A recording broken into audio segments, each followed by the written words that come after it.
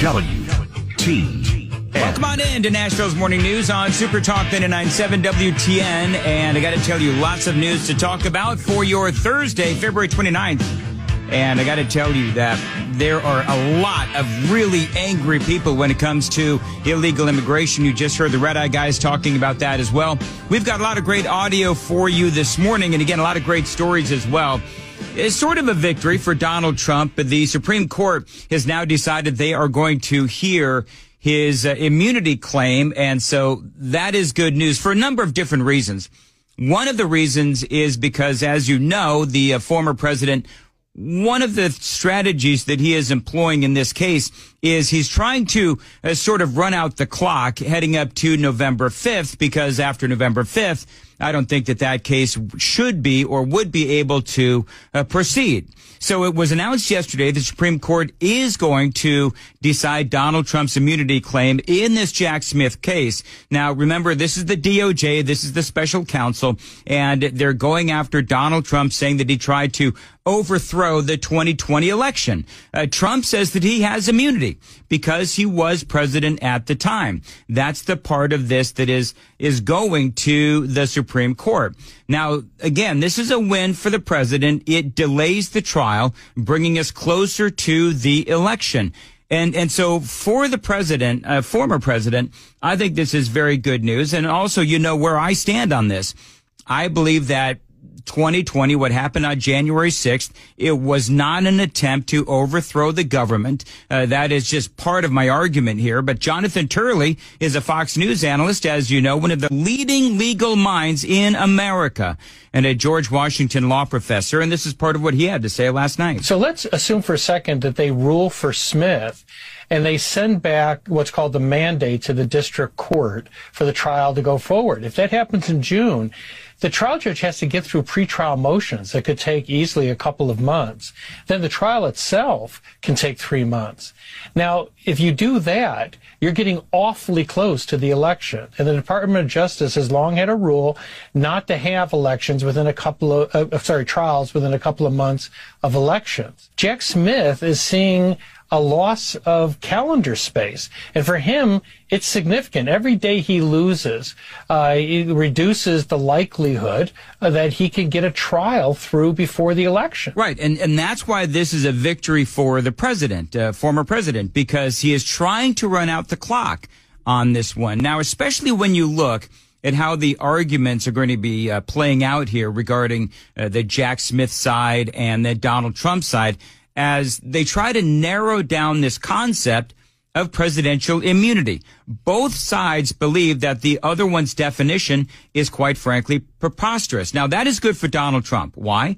Well, because it's going to take the Supreme Court a little while to be able to sort all of this out. The real danger here for Jack Smith is once they get into that high grass of presidential immunity, you don't know where they're going to come out. You know, they have to try to create some clarity here.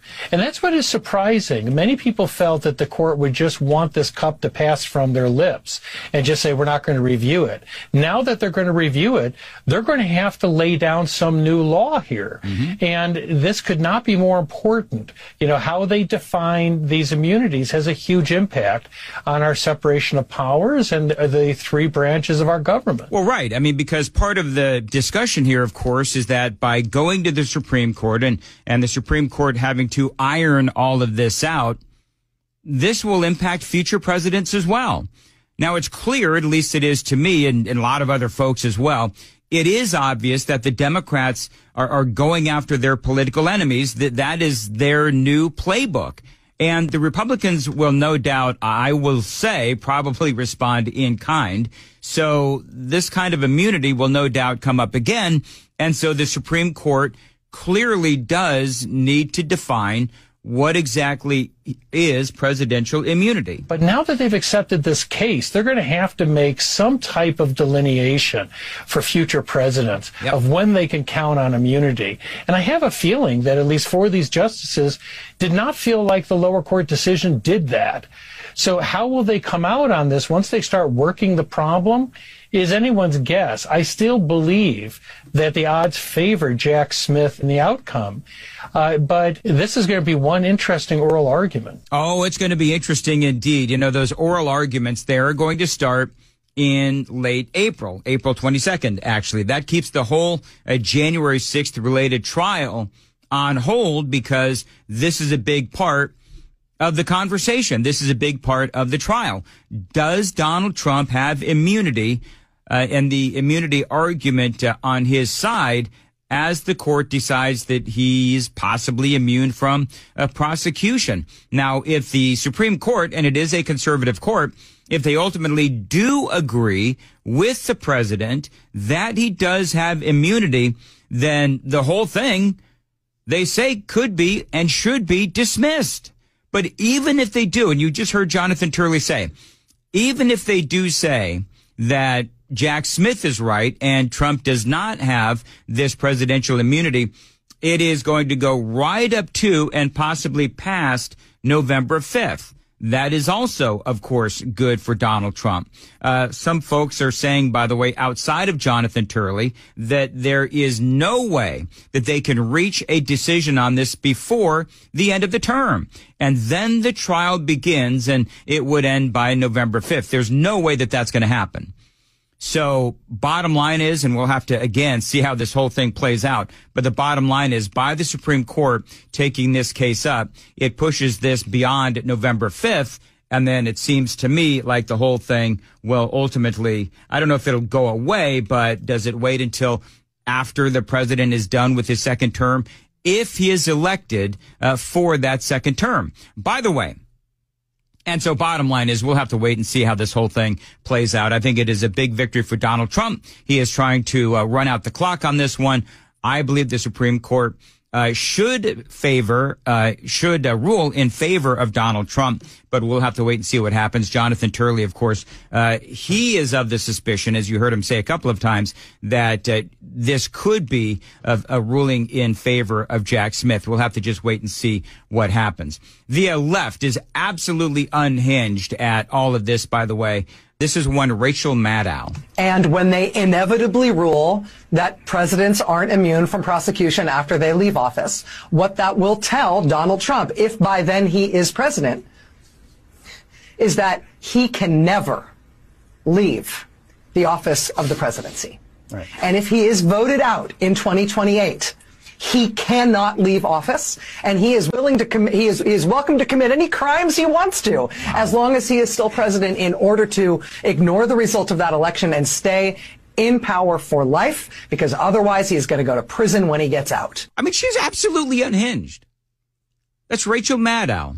And she's saying, oh, Donald Trump is going to want to stay in office for life. I don't believe that Donald Trump is going to want to stay in office for life. I think that if he serves that second term, then he'll deal with whatever legal issues he has. But to say that Rachel Maddow is unhinged. Ignore the result of that election and stay in power for life, because otherwise he is going to go to prison when he gets out. Well, we'll have to wait and see how that whole thing plays out.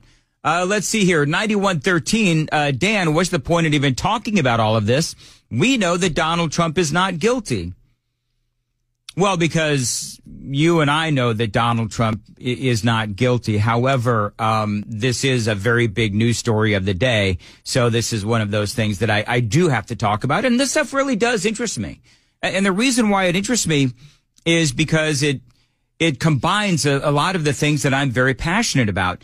Politics, and how the Department of Justice and the Democrats are going after a guy who is, by and large, very clearly the one that the American people, particularly in battleground states, want to see run for president, and the people want to vote for him as well. So the reason I'm talking about this is that it impacts clearly people across Middle Tennessee and folks in our listening area, because it is up to us, and it is up to me to let you know what is going on in the world of news and politics and all that kind of stuff. Rooster says, happy birthday, Dan. hey, if Donald Trump wins, do you think the Democrats will try to impeach him again over the January 6th? I think if Donald Trump wins, I think that they will find a way, one way or another, to get Donald Trump out of office. I think that the bloodletting politically will be so insane. You just heard Rachel Maddow and how unhinged Rachel Maddow sounds. And so if Trump actually won, and they just had a graphic on, I love this, CNN. I don't know why Murphy does this to me. Trump using slow legal system to his advantage. Okay, so anyone want to talk about over there at CNN? Anybody want to talk about how the Democrats are using the legal system to their advantage?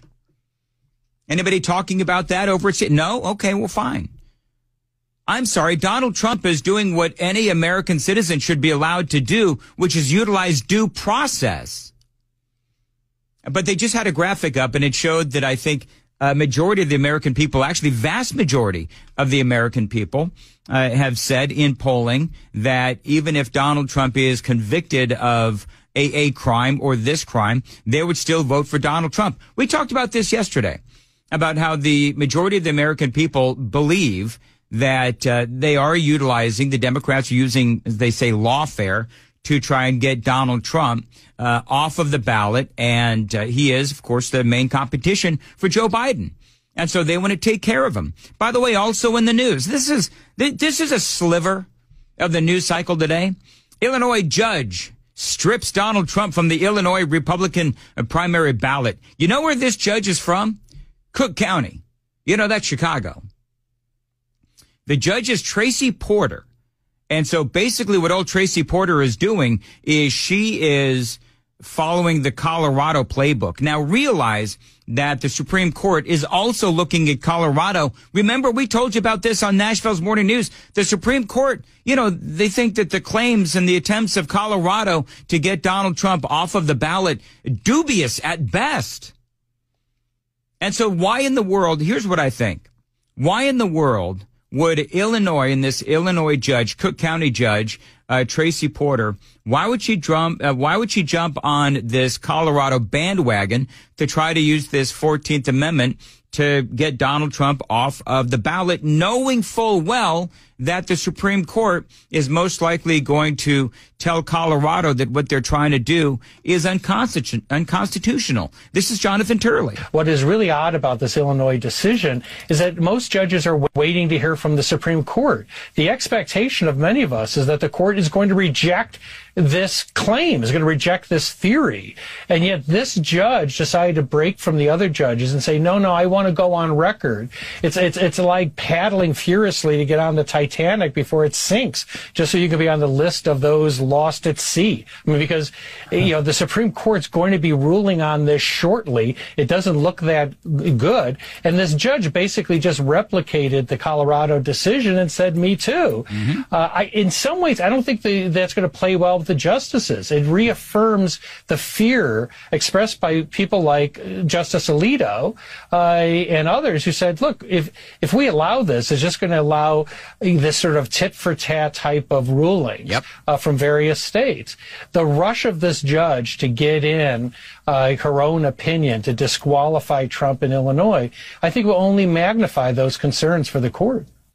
And he's absolutely right, Jonathan Turley. See, here's what I think about this Judge Tracy Porter. I think that she's jumping on the Colorado bandwagon because people in Illinois, and specifically in Cook County, they are so infused with Trump derangement syndrome that she is jumping on this sinking ship because she has future political aspirations. And so she wants to be on the bandwagon, if you will, or the sinking ship that is the Titanic for the Democrats on this particular issue, because she, again, has these future political aspirations. And the fascinating part about all of that is that in Cook County and, you know, the south side of Chicago, they've been decimated by Joe Biden's policies. And so that's the crazy part, is they know that Biden's policies have destroyed Chicago, have destroyed Democrat cities across the country, yet it's Donald Trump and his policies that allowed America and everyone to prosper. Democrat Party, man, they are bass backwards in every single way.